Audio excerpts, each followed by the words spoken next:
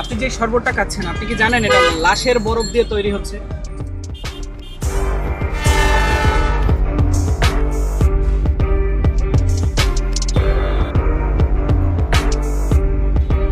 তীব্র গরমে হাঁসফাঁস করছে শহর, আর ঠিক তখনই ফুটপাতে পাওয়া যাচ্ছে এক গ্লাস শরবত মাত্র 10 টাকায়। সস্তা আর এই ঠান্ডা পানীয় যেন প্রাণ ফিরে দিচ্ছে ক্লান্ত পথচারীদের। কিন্তু শরীর জুড়ানো এই শরবতের আড়ালে লুকিয়ে আছে ভয়ঙ্কর এক মৃত্যুর ফাঁদ। ভাই, আপনি যে শরবতটা খাচ্ছেন আপনি কি জানেন এটা লাশের বরফ দিয়ে তৈরি হচ্ছে? না, আসলে আমি জানতাম না। কিছু কিছু ব্যবসায়ী আছে যে ওরা আসলে মনে করে যে আমি বিক্রি করে টাকা ইনকাম করতে পারলেই হয়। ওনার এটা আইডিয়াও মাথার ভিতরে নাই যে আমাদেরকে কি খাওয়াচ্ছে। রাস্তার এই শরবতে যে বরফ ব্যবহার করা হচ্ছে তার উৎস কি? স্বাস্থ্যকর হিমঘর নাকি পাশের কোনো বরফকল, যেখানে নেই কোনো নিয়ন্ত্রণ, নেই কোনো স্বাস্থ্যের সুরক্ষা? ওয়াসার পানি দিতে দিই আমরা। ওয়াসার পানি সরকার জানে নিরাপদ নাকি। ওয়াসার পানি আমরা খাইতেছি তো 5 লিটার পানি 115 টাকা 20 টাকা বেশ, তো এটা সম্ভব?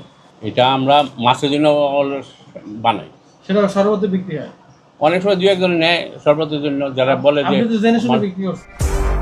ফুটপাতের শরবতের দোকানগুলোতে বরফ কতটুকু স্বাস্থ্যকর সেটি জানতে চাই আমরা। ক্যামেরা দেখে কেউ দোকান রেখে পালিয়ে যান, কেউ বা ক্যামেরার সামনে কথা বলতে নারাজ। তবে ল্যাবের পরীক্ষা না করে কিভাবে মাছের বরফ কিংবা লাশের বরফ খাওয়ার বরফ হিসেবে বিক্রি করছেন সেটি জানতে চাই আমরা। এই যে বরফে ময়লা আপনি দেখতে পাচ্ছেন, এই যে ময়লা দেখতে পাচ্ছেন বরফে, এই যে ময়লা দেখতে পাচ্ছেন আপনি। এটা তো স্যার আমরা তো আনি যে হ্যাঁ কইছি যে আমরা ভালো বরফ বানাই দিবেন, আমার ভালো বরফ আমরা হেরা বানাই দেয়। আমরা তো আর বীজ বানায় খাওয়াই না। আমরা বীজ বানাই, আমার কাছে যদি কোনো বিষের ইয়া থাকে তাইলে বলতে পারেন। আমাকে তো আমরা তো একজনের থেকে আনি।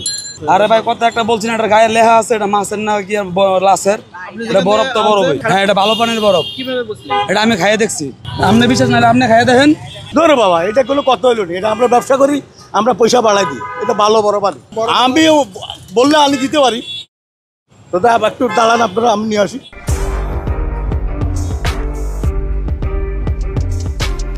অধিকাংশ ক্ষেত্রে দেখা যাচ্ছে মুখরোচক দৃষ্টিনন্দন ফুটপাতের শরবতের জন্য ব্যবহৃত বরফ খাবার উপযোগী নয়, যেখানে ব্যাকটেরিয়া, ফাঙ্গাস কিংবা হেপাটাইটিসের জীবাণু পর্যন্ত থাকতে পারে। তবে এই অভিযোগ মানতে নারাজ এই বরফ বিক্রেতা। অস্বাস্থ্যকর পরিবেশে বরফ রাখা এবং সংগ্রহের জায়গাটি একেবারেই অপরিচ্ছন্ন, মেঝে নোংরা, দেওয়াল স্যাঁতস্যাঁতে দাগ, তবুও কিভাবে স্বাস্থ্যকর? মাঝে মধ্যে এই যে দোকানের যে ময়লাটা এখানে লাগিয়ে থাকলে এখন এটা তো আমার দোষ হবে না, এটা তো দোকানে। এখন আমার কাজ হচ্ছে আমি ডিপ কলের পানি আনি, এখন এক একজন এক এক কাজে ব্যবহার করে। কথা হচ্ছে এটা আমার যতটুকু কাজ, আমি বলতেছি এটা ডিপ কলের পানি, পরিষ্কার পানি। এখন ওনারা যেভাবে বেচে, কেউ মাছের ব্যবহার, কেউ খাবারের ব্যবহার। অনুসন্ধানে দেখা যায় ঢাকার আশেপাশে অনেক বরফ কলে নেই ন্যূনতম স্বাস্থ্যবিধি। ফ্রিজিং ইউনিটের নামে বরফ তৈরি হচ্ছে ওয়াসার ট্যাঙ্কির পানি দিয়ে, যা সরাসরি গ্লাসে গ্লাসে যাচ্ছে মানুষের পেটে। কিন্তু অরিজিনাল একটা লাচ্ছি তো দেওয়া যায়, বা বিয়ার অনুষ্ঠানে যখন ফালুদা বা বিভিন্ন জিনিস তৈরি করে তখন ওখানেও দেয়। আবার কেউ এসে লাশের জন্য নেয়, সেটা তাদের ব্যক্তিগত ব্যাপার।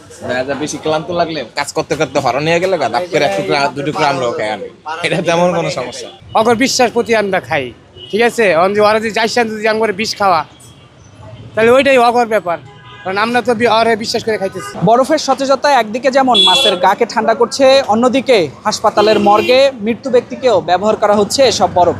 আবার একই বরফ সেগুলো ফুটপাতের এই শরবতে ব্যবহার করা হচ্ছে।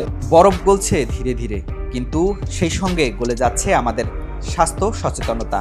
ঠান্ডা শরবতের স্বাদ পেতে গিয়ে যেন হারিয়ে না ফেলি জীবনের স্বাদ। মারুফ হোসেন, ঢাকা পোস্ট।